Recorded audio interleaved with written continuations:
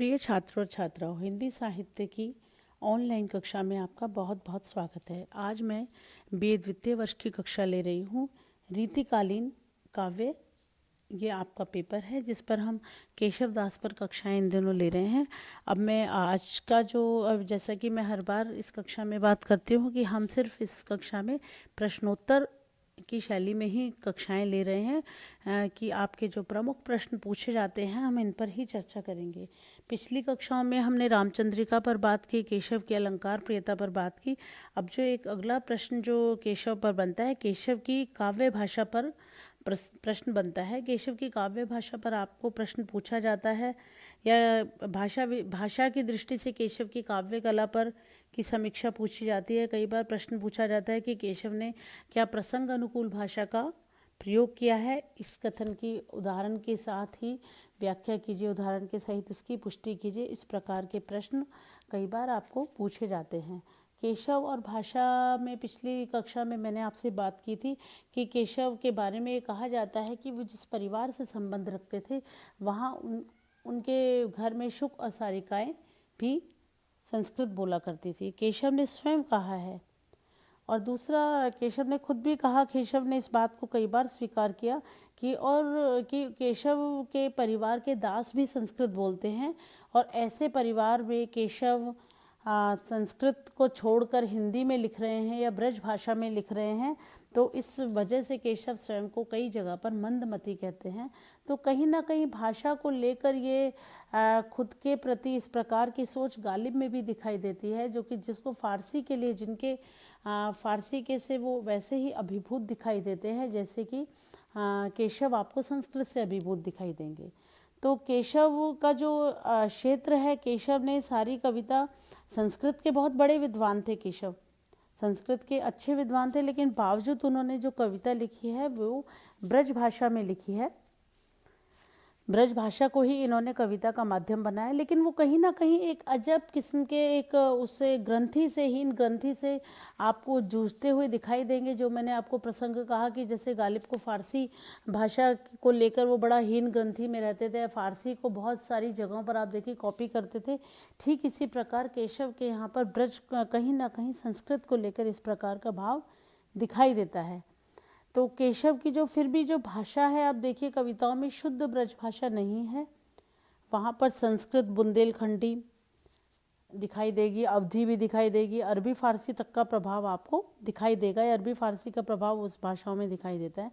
केशव ने एक स्थान पर खुद ही लिखा था, स्वयं इस चीज़ को लिखा था कि भाषा बोली न जान ही जिनके कुल के दास, कि जिसके कुल के दास भी भाषा ने, भाषा यहाँ पर ब्रज भाषा से प्रयोग किया है कि जिनके कुल के दास भी संस्कृत बोलते हैं, जो जन सामान्य की भाषा नहीं बोलते थे। भाषा कवि सो मंदमती ते ही कुल केशव दास, की उस कुल में केशव जैसा मंदमती हुआ है जो कि ब्रज भाषा में कविता लिख रहा है। इन्होंने संस्कृत को छोड़कर हिंदी में कविता करना शुरू किया था, लेकिन बावजूद उसके जो कि भाव की दृष्टि से या और बहुत सारी चीज़ों में संस्कृत से बहुत प्रभावित रहे हैं। तो केशव की जो काव्य भाषा पर हम बात करें, इनके यहाँ पर इनकी भाषा के बहुत सारे रूप आपको देखने को दिखाई देंगे। पहला तो मैंने कहा संस्कृत को लेकर इनको जो वो था, संस्कृत निष्ठ भाषा इनके यहाँ पर दिखाई देगी, क्योंकि संस्कृत के स्वयं ये प्रकांड विद्वान हैं और उन्होंने अपनी भाषा को, वो बार बार कहते हैं कि उनकी भाषा जनसाधारण की है, भाषा जिसको आम बहु बोलने वाली भाषा है, लेकिन इनकी भाषा पर संस्कृत के पद और पंक्तियों का बहुत प्रभाव दिखाई देता है।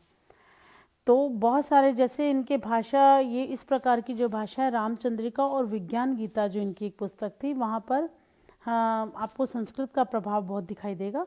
और दूसरा कि ब्रज भाषा जो कि इनका कविता का माध्यम था, तो और दूसरा कि संस्कृत के अलंकारवाद का जो प्रभाव है इनके ब्रज भाषा में आया, और इस वजह से इनके यहाँ पर जो कई बार जो चीज़ें हमें काव्य दोष जैसी दिखाई देती हैं, वो अलंकारों की भरमार इनके यहाँ संस्कृत से आती है, लेकिन ब्रज भाषा कहीं ना कहीं इस प्रकार के अलंकारों का बोझ उठाने में असमर्थ भी दिखाई देती है।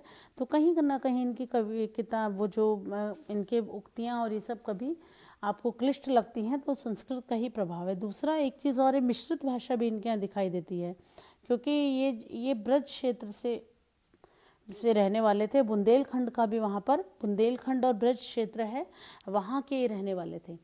बुंदेलखंड का आसपास का इनको प्रभाव था। तो बुंदेलखंडी जो है, अवधी, प्राकृत, अपभ्रंश, अरबी, फारसी, कई तरह के मिक्स इनके यहाँ पर मिश्रित भाषा का जो प्रयोग दिखाई देगा। बहुत सारे ऐसे इनके आएंगे। दूसरा कि हम जब काव्य भाषा की बात करते हैं तो इनके यहाँ पर मुहावरे और लोकोक्तियों का प्रयोग भी बहुत ज़्यादा दिखाई देता है। मुहावरे और लोकोक्तियों से इनकी भाषा का सौंदर्य बहुत ही ज़्यादा उभर कर आता है, निखर कर आता है, और कवि की कुशलता भी इसमें दिखाई देती है। जैसे इनके यहाँ बहुत सारे ऐसे हैं, प्यास बुझाई ना ओस के चाटे, मुहावरा है। 20 बिसे व्रत भंग कियो, इस प्रकार के बहुत सारे मुहावरे इनके यहाँ पर दिखाई देंगे। और बहुत सारे, एक और बात है कि इन्होंने रामचंद्रिका में ऐसे बहुत सारे जो मुहावरे हैं या ऐसे नए शब्द हैं जो इनके यहाँ पर बनने में दिखाई देंगे। इस प्रकार की जो प्रवृत्ति है नए शब्दों के निर्माण में रीतिकाल के पश्चात छायावाद में, पंत में आपको देखने को मिलेगी आगे चल के। लेकिन नए जो शब्द निर्माण की जो चीज़ें हैं वो इनके यहाँ बहुत दिखाई देंगी। जैसे बालकता शब्द का प्रयोग इन्होंने बनाया, लवनासुर, इस प्रकार के जो प्रयोग हैं इनके यहाँ बहुत दिखाई देंगे।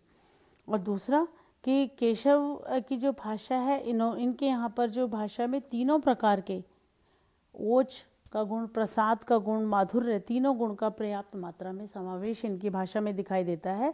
रामचंद्रिका और रतन बावनी जो इनका ग्रंथ है, इसमें ओज गुण आपको दिखाई देगा। रसिक प्रिय आप देखेंगे इसमें माधुर्य गुण दिखाई देगा। और प्रसाद गुण इनके यहाँ थोड़ा सा कम देखने को मिलता है, लेकिन दिखता है। और रामचंद्रिका और रसिक प्रिया में कुछ एक क्लिष्ट पद हैं, लेकिन कुछ ऐसे पद भी हैं जहाँ प्रसाद गुण बहुत ज़्यादा आपको दिखाई देगा। केशव के काव्य में मतलब गुण तो बहुत ज़्यादा दिखाएंगे, दोष भी दिखाते हैं कहीं कहीं,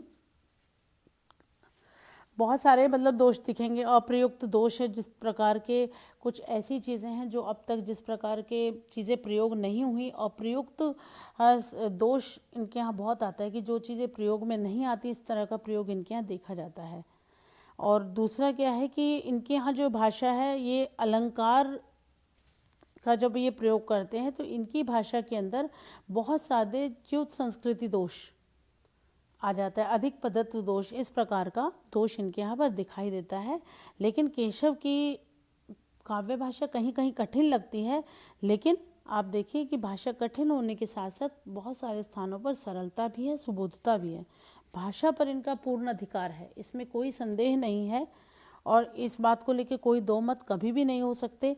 ये भाषा के विद्वान हैं और बहुत पारखी हैं, और प्रसंग अनुकूल जो भाषा है, प्रसंग अनुकूलता जो इनकी कविता में दिखाई देती है, इस प्रकार की भाषा इन्होंने हमेशा प्रयोग किया है, और यही इनकी काव्य भाषा की शक्ति है। धन्यवाद।